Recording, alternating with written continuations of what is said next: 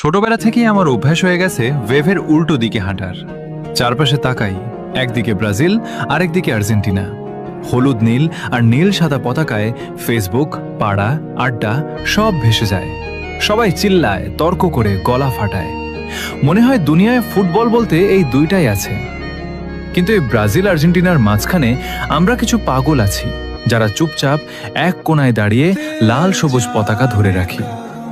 আমরা Portugal supporter. আমাদের সংখ্যা কম, স্ট্যাটাস দিলে একটা লাইক পড়ে, কেউ পাত্তা দেয় না, কিন্তু ভালোবাসাটা কম না। কারণ আমরা সাপোর্ট করি রেজাল্ট দেখে না, প্লেয়ারের হাইপ দেখে না।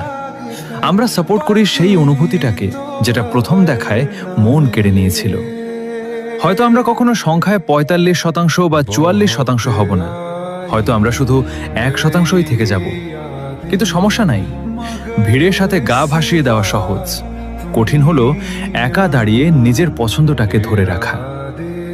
আমি গর্ব করে বলি আমি পর্তুগাল, আর আমি জানি আমার মতো আরো অনেকেই আছে যারা এই ১%-এর মধ্যে আছে। তোমরা কে কে আছো এই পাগলদের দলে?